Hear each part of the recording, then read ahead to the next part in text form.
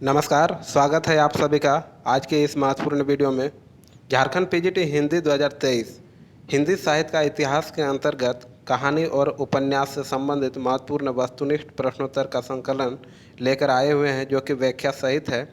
यहीं से प्रश्न आएंगे, परीक्षा से पहले एक बार अवश्य देखें, क्योंकि जितने भी प्रश्न हैं सभी परीक्षा की दृष्टि से अत्यंत महत्वपूर्ण है। हम उम्मीद करते हैं कि आप सभी स्वस्थ होंगे और ईश्वर की कृपा से आप सभी मस्त होंगे और अपनी पढ़ाई में लगे होंगे। ठीक है, समय गंवाते ना हुए, समय ज़्यादा व्यतीत न करते हुए आज का वीडियो हम लोग शुरुआत करते हैं। आज का पहला प्रश्न है, निम्न में से किसका संबंध अ कहानी से नहीं है? रविंद्र कालिया की, दुधनाथ सिंह की, गंगा प्रसाद बिमल की, निर्मल वर्मा की। प्रश्न संख्या 1 है, आप इसे ध्यान देंगे। बताइए इसका उत्तर क्या होगा? तो इसका सही उत्तर हो जाएगा विकल्प डी, निर्मल वर्मा की। आप भी अपने स्तर से सभी प्रश्नों का उत्तर दें और अंत में अवश्य बताएं कि आपका कितना अंक प्राप्त हुआ और आपको ये श्रृंखला कैसे लगी। ठीक है, इसका सही उत्तर हो जाएगा निर्मल वर्मा। जानते हैं कैसे? 1960 ईस्वी में आते आते फ्रांस की एंटी स्टोरी की तर्ज पर हिंदी कहानी में एक नए आंदोलन का सूत्रपात किया गया, जिसका नामकरण किया गया अ कहानी। इसके पक्षधरों में डॉक्टर गंगा प्रसाद बिमल, जगदीश चतुर्वेदी, ज्ञान रंजन, दुधनाथ सिंह, श्रीकांत वर्मा, विश्वेश्वर आदि कहानीकारों की जमात थी। रविंद्र कालिया भी इससे जुड़े थे। साठोत्तरी पीढ़ी के रचनाकारों की कहानियों को पहले तो गया प्रसाद बिमल ने साठोत्तरी कहानी की संज्ञा दी, लेकिन बाद में इसे समकालीन कहानी के रूप में प्रचारित करने की चेष्टा की। कुछ दिनों के बाद इसका नामकरण हुआ अ कहानी। ठीक है, अगला प्रश्न, प्रश्न संख्या 2, ध्यानपूर्वक देखेंगे आप लोग। निम्न में से कौन सा सुमेलित है? आपको बताना है इसका सही उत्तर कौन सा सुमेलित है। समानांतर कहानी राकेश वत्स, अ कहानी गंगा प्रसाद विमल, सक्रिय कहानी महेश सिंह, सचेतन कहानी कमलेश्वर। सिर्फ विकल्प बी ही सही है, अ कहानी गंगा प्रसाद विमल की है, बाकी असुमेलित है, यानी विकल्प बी इसका सही उत्तर हो जाएगा। जानते हैं विस्तार पूर्वक। विकल्प बी, अ कहानी गंगा प्रसाद विमल सुमेलित है, शेष कहानी आंदोलन एवं उनके प्रवर्तक इस प्रकार हैं। जानते हैं किस प्रकार है? समांतर कहानी कमलेश्वर की, सक्रिय कहानी राकेश वत्स की और सचेतन कहानी महेश सिंह की। अगला प्रश्न, प्रश्न संख्या 3, सचेतन कहानी का प्रवर्तक इनमें से कौन है? बताइए, सचेतन कहानी का प्रवर्तक इनमें से कौन है? जैनेन्द्र, महीप सिंह, कमलेश्वर, निर्मल वर्मा। तो इस प्रश्न का सही उत्तर हो जाएगा, बताइए कौन सा होगा? विकल्प बी, महीप सिंह। जानते हैं कैसे? नई कहानी के विरोध में दूसरा सक्रिय आंदोलन सचेतन कहानी का है। सचेतन कहानी के मुख्य प्रवर्तक डॉक्टर महीप सिंह हैं। इस आंदोलन की शुरुआत आधार के सचेतन कहानी विशेषांक संपादक डॉक्टर महीप सिंह से मानी जाती है। अन्य महत्वपूर्ण तथ्य क्या हैं? समकालीन कहानी के प्रवर्तक देवी शंकर अवस्थी हैं, जो यथार्थ के अन्वेषण पर टिके होने के कारण इसे नई कहानी से पृथक करते हैं। अगला प्रश्न, प्रश्न संख्या 4, नई कहानी की विशेष उपलब्धि किस क्षेत्र में रही है? बदलते सामाजिक पारिवारिक रिश्तों के चित्रण में, महानगरीय सत्रांत के चित्रण में, व्यक्ति के अकेलापन के चित्रण में और राजनीतिक मोहभंग के चित्रण में। तो इस प्रश्न का जो सही उत्तर हो जाएगा विकल्प ए, बदलते सामाजिक पारिवारिक रिश्तों के चित्रण में। बहुत ही सुंदर उत्तर आ रहा है सभी का। जानते हैं विस्तार पूर्वक।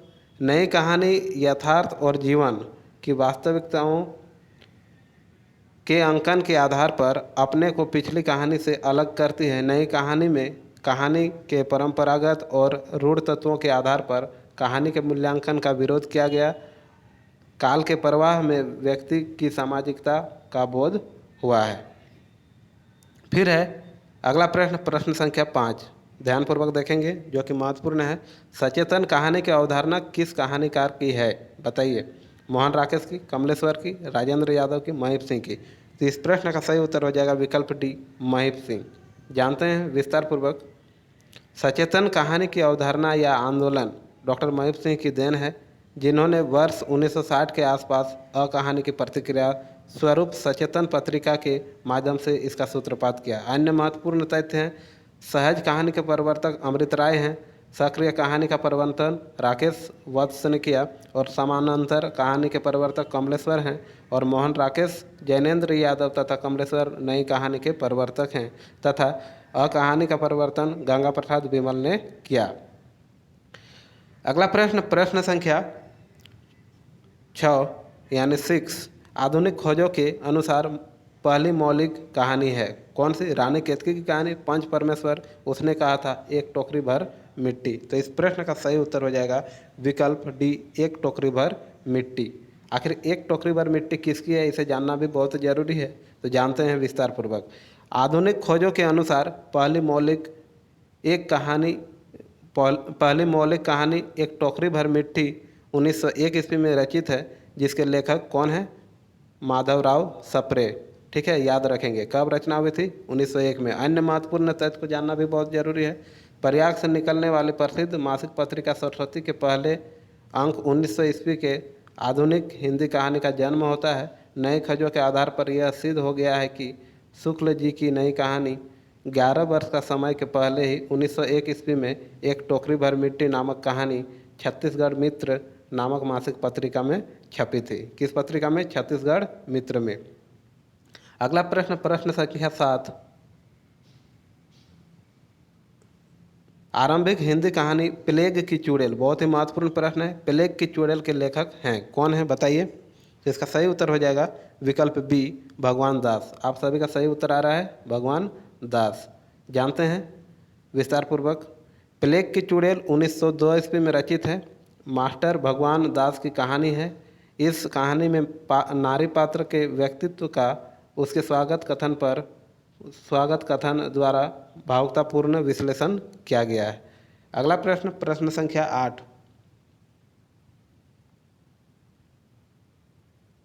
पर्दा कहानी के लेखक कौन है? पर्दा कहानी के लेखक कौन है?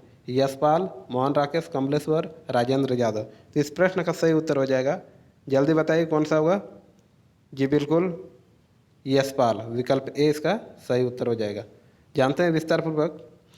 पर्दा कहानी के लेखक यशपाल हैं। इस कहानी की विशिष्टता यह यथार्थ चित्रण में है, जिसमें एक निम्न मध्यवर्गीय मुस्लिम परिवार की आर्थिक तंगी को केंद्र में रखकर गरीबी का रोंगटा खड़ा कर देने वाला चित्रण किया गया है। अन्य महत्वपूर्ण तथ्य को भी जानना जरूरी है। यशपाल द्वारा लिखित कहानी संग्रह पिंजरे की उड़ान 1939 ईस्वी में है और ज्ञानदान 1943 ईस्वी में, अभिशप्त 1943, तर्क का तूफान 1944 ईस्वी, भस्मावृत चिनगारी 1946 ईस्वी, वह दुनिया 1948 ईस्वी और फूलों का कुर्ता 1949 ईस्वी, धर्मयुद्ध 1950 ईस्वी, उत्तराधिकारी 1951 ईस्वी और चित्र का शीर्षक 1951 ईस्वी, उक्तमी की माँ 1955 ईस्वी, तुमने क्यों कहा था मैं सुंदर हूँ 1954 ईस्वी, सच बोलने की भूल 1962 ईस्वी और खच्चर और आदमी 1965 ईस्वी, भूख के 3 दिन 1968 ईस्वी। अगला प्रश्न, प्रश्न संख्या 9, मलबे का आदमी कहानी का कथ्य क्या है? प्रश्न संख्या 9, ध्यानपूर्वक देखेंगे। मलबे का आदमी कहानी का कथ्य क्या है? सांप्रदायिकता, पर्यावरण, प्रदूषण, भारत पाक विभाजन। बहुत बार पूछा गया प्रश्न है, बताइए इसका सही उत्तर क्या होगा? जी बिल्कुल सही, इसका सही उत्तर हो जाएगा विकल्प डी, भारत पाक विभाजन। जानते हैं विस्तार पूर्वक। मोहन राकेश की कहानी मलबे का आदमी के भारत पाक विभाजन के फलस्वरूप पैदा हुई मनस्थिति पर आधारित है। देश के विभाजन की परिणति व्यापक रक्तपात में ही नहीं हुई, बल्कि दो संप्रदायों के बीच लगाव, दुराव, संदेह, त्रास, डर, घृणा आदि मानसिक अवधारणाओं में हुई। अगला प्रश्न, प्रश्न संख्या 10, प्रेमचंद की कौन सी कृति अंग्रेजों द्वारा जब्त कर ली गई थी? बहुत ही सुंदर प्रश्न और बहुत ही महत्वपूर्ण प्रश्न और बहुत ही सरल प्रश्न। बताइए, कायाकल्प, स्वजय वतन, निर्मला, इनमें से कोई नहीं। बहुत सुंदर उत्तर आ रहा है आप सभी का, स्वजय वतन। जानते हैं स्वजय वतन से संबंधित महत्वपूर्ण तथ्यों को। स्वजय वतन यानी देश की आग, स्वजय वतन यानी देश की आग। प्रेमचंद की उर्दू कहानियों का यह पहला संग्रह 1907 ईस्वी में नवाब राय के नाम से लिखे थे, जो कि घर का नाम धनपत राय था, और इनके नाम से छपा। अंग्रेजी हुक्मरानों को इन कहानियों में बगावत की गूंज सुनाई दी। हमीरपुर के कलेक्टर ने प्रेमचंद को बुलाकर उनसे इन कहानियों के बारे में पूछताछ की और प्रेमचंद ने अपना जुर्म कबूल किया।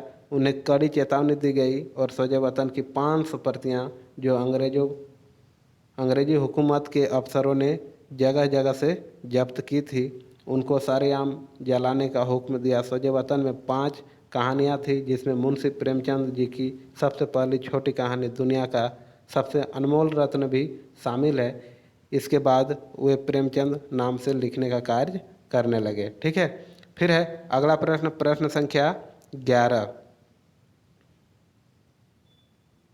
प्रश्न संख्या 11 जो कि महत्वपूर्ण है। बताइए क्या होगा इसका उत्तर। अपने अपने अजनबी उपन्यास के लेखक हैं, कौन है? सच्चिदानंद, हीरानंद वात्स्यायन, प्रभाकर माचवे, भगवती चरण वर्मा और यशपाल। तो इस प्रश्न का जो सही उत्तर हो जाएगा विकल्प ए, सच्चिदानंद हीरानंद वात्स्यायन। जानते हैं विस्तार पूर्वक इस प्रश्न से संबंधित महत्वपूर्ण तथ्यों को। अपने अपने अजनबी उपन्यास के रचनाकार सच्चिदानंद हीरानंद वात्स्यायन हैं। यह उपन्यास अज्ञे के अन्य उपन्यास से भिन्न प्रकृति का है। इस उपन्यास में यथार्थ बोध के व्यक्तिक पक्ष की प्रधानता है। इस रचना को कुछ विद्वानों ने अस्तित्ववादी चेतना का उपन्यास माना है। अज्ञे ने इसकी रचना 2 पात्रों योके और सेल्मा के माध्यम से की है। योके और सेल्मा के माध्यम से की है। अगला प्रश्न, प्रश्न संख्या 12, बहुत ही महत्वपूर्ण प्रश्न है। 30, 40, 50 उपन्यास के लेखक हैं, बताइए कौन है? केशव प्रसाद मिश्र, भैरव प्रसाद मिश्र, राजेंद्र प्रसाद और प्रभाकर माचवे। तो इस प्रश्न का जो सही उत्तर हो जाएगा विकल्प डी, प्रभाकर माचवे। जानते हैं विस्तार पूर्वक। प्रभाकर माचवे के दर्द के प्रबंध किसलिए तथा 30, 40, 50 इन तीनों उपन्यास में आधुनिक जीवन की मूल्यहीनता एवं खोखलेपन के वर्णन का प्रयास किया गया है। दर्द के प्रबंध किस लिए 30, 40 और 50। ठीक है, अगला प्रश्न है प्रश्न संख्या 13। ग्लोबल गांव के देवता उपन्यास में सर्वोच्च देवलोक किसे कहा गया है? बताइए, बहुत ही महत्वपूर्ण प्रश्न है। ग्लोबल गांव के देवता उपन्यास में सर्वोच्च देवलोक किसे कहा गया है? लंदन को, पेरिस को, न्यूयॉर्क को और दिल्ली को। तो इसका सही उत्तर हो जाएगा न्यूयॉर्क को, यानी न्यूयॉर्क जो कि ग्लोबल गांव के देवता उपन्यास में सर्वोच्च देवलोक कहा गया है। जानते हैं इस प्रश्न से संबंधित महत्वपूर्ण तथ्यों को। ग्लोबल गांव का देवता लेखक रणेंद्र द्वारा रचित उपन्यास है। इस उपन्यास में न्यूयॉर्क अमेरिका में जो है उसे सर्वोच्च देवलोक कहा गया है। लालचंद्र, असुर, ललिता, बुधनिधि, रुमझुम, सोमा, भीखा, शरण भाई, सत्यभामा, सुरेखा, दलवी तथा शिवदास इसके मुख्य पात्र हैं। यह उपन्यास आदिवासियों के जीवन को आधार बनाकर लिखा गया है। ठीक है, अगला प्रश्न, प्रश्न संख्या 14 महत्वपूर्ण है। लालटेन की छत के लेखक हैं कौन? भीष्म साहनी, उषा प्रियंदा, निर्मल वर्मा और नरेंद्र कोहली। बताइए इसका सही उत्तर क्या होगा? जी बिल्कुल सही उत्तर आ रहा है आप सभी का, निर्मल वर्मा। जानते हैं विस्तार पूर्वक। लालटेन की छत 1974 ईस्वी में एक उपन्यास है जिसके लेखक निर्मल वर्मा हैं। इनके अन्य मुख्य उपन्यास हैं वे दिन 1964 में और एक चिथड़ा सुख 1979 ईस्वी में, रात का रिपोर्टर 1989 में और अंतिम अरण्य 2000 ईस्वी में। ठीक है, अगला प्रश्न है प्रश्न संख्या 15। निम्नलिखित में से अमृत राय का उपन्यास है। निम्नलिखित में से अमृत राय का उपन्यास है, कौन सा है? बताइए। अमृत राय कौन थे ये तो आपको पता ही होगा। विषाद मठ, हुजूर, बीज और दुख मोचन। बताइए। अमृत राय जो थे वो मुंशी प्रेमचंद के पुत्र थे, है ना। इनके उपन्यास कौन सी है आपको बताना है। बताइए जल्दी जल्दी बताइए, समय कम है। जी बिल्कुल सही, इसका सही उत्तर हो जाएगा विकल्प सी, बीज। जानते हैं बीज से संबंधित महत्वपूर्ण तथ्यों को। अमृत राय के पहले उपन्यास बीज, जो कि प्रकाशन 1952 ईस्वी में, दूसरे महायुद्ध सन 42 की क्रांति, बंगाल का दुर्भिक्ष, आज़ाद हिंद फौज, विद्यार्थियों का जुलूस और आंदोलन, स्वाधीनता दिवस आदि घटनाओं के परिप्रेक्ष्य में वर्तमान जीवन की विषमताओं का चित्रण किया गया है। इस उपन्यास पर मार्क्सवादी प्रभाव हैं। इनके अन्य उपनाम हैं नागफनी का देश 1953, धर्म के दांत 1956, सुख दुख 1969, भटियाली 1969 ईस्वी आदि। ठीक है। अगला प्रश्न, प्रश्न संख्या 16।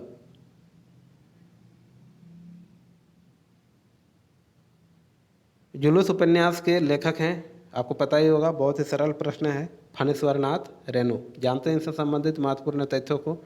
जुलूस 1965 ईस्वी में रचित उपन्यास फणीश्वरनाथ रेणु का है।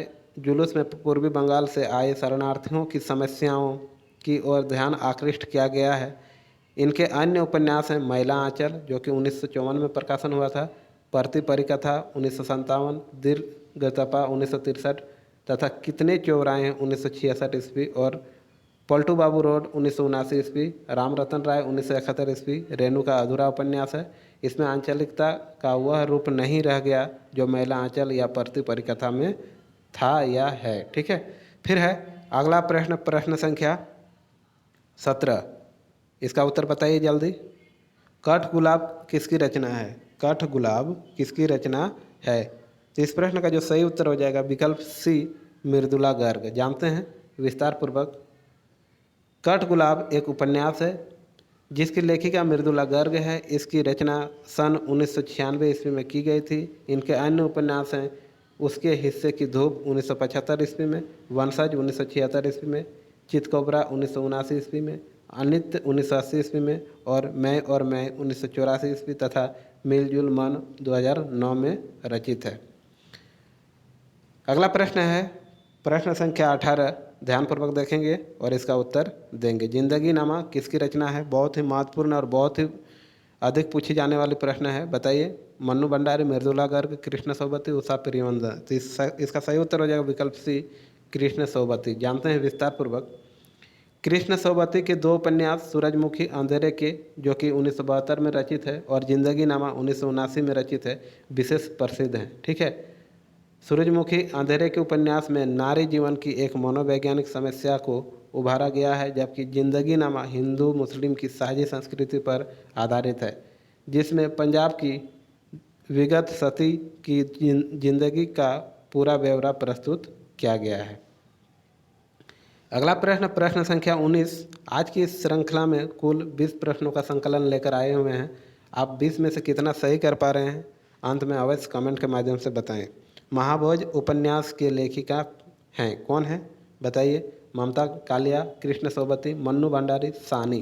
तो इस प्रश्न का जो सही उत्तर हो जाएगा विकल्प सी, मन्नू भंडारी। आप सभी का उत्तर सही आ रहा है। तो जानते हैं मन्नू भंडारी से संबंधित महत्वपूर्ण तथ्यों को। महाभोज 1979 ईस्वी मन्नू भंडारी द्वारा लिखा गया एक राजनीतिक उपन्यास माना गया है।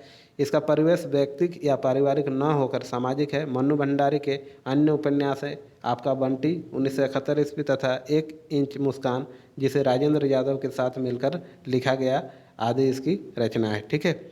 आज का अंतिम और सबसे महत्वपूर्ण प्रश्न है जो बार बार पूछी जाने वाली प्रश्न है। इस प्रकार के प्रश्न आपको देखने को मिलेंगे। प्रश्न संख्या 20। ध्यानपूर्वक देखेंगे और इसका उत्तर सही सही बताएंगे। प्रेमचंद के निम्नलिखित उपन्यासों को रचना वर्ष के सिलसिलेवार क्रम में सजाइए। बताइए सबसे पहले किसकी रचना हुई, फिर उसके बाद किसकी रचना, फिर उसके बाद किसकी रचना हुई, आपको बताना है। गबन की, गोदान की, सेवा सदन की। बताइए। इसमें से सेवा सदन के आप भली भांति परिचित हो गए, सेवा सदन से और गोदान से और गबन से। तो बताइए सबसे पहले किसकी रचना हुई। तो इसका सही उत्तर हो जाएगा विकल्प बी, ग, क और ख। सबसे पहले सेवा सदन, फिर गबन, फिर अंत में गोदान 1936 में। जानते हैं विस्तार पूर्वक। मुंशी प्रेमचंद ने कुल 11 उपन्यास लिखे। कितने? 11, जो इस प्रकार है। सेवा सदन 1918 ईस्वी में, वरदान 1921 ईस्वी में, प्रेमाश्रम 1922 में, रंगभूमि 1925 में, कायाकल्प 1926 में, निर्मला 1927 ईस्वी में, प्रतिज्ञा 1929 ईस्वी में, गबन 1931 ईस्वी में, और कर्मभूमि 1932, गोदान 1936, और मंगलसूत्र जो था अपूर्ण था, यानी पूरा नहीं हुआ था। इनकी अपूर्ण अधूरा उपन्यास थी मंगलसूत्र। ठीक है। वीडियो में आप अंत तक बने रहें, इसके लिए आपका बहुत बहुत धन्यवाद। आज की जो 20 प्रश्नों की श्रृंखला थी, आपको कैसी लगी आप कमेंट के माध्यम से अवश्य बताएं। और मैं उम्मीद करता हूं कि ये प्रश्न आपको परीक्षा में देखने को अवश्य मिलेंगे। आज के 20 प्रश्नों में से कम 2 या 3 प्रश्न आपको अवश्य मिलेंगे, ऐसा हमें उम्मीद है। और आशा करते हैं कि आप सभी अपने तैयारी को मजबूत किए होंगे। आने वाले समय कुछ ही दिनों में 22, 23, 24 को आपकी परीक्षा है। परीक्षा के लिए आपको अग्रिम शुभकामनाएं और बहुत बहुत धन्यवाद वीडियो को अंत तक देखने के लिए। मिलते हैं और एक नए वीडियो में नए तथ्यों के साथ।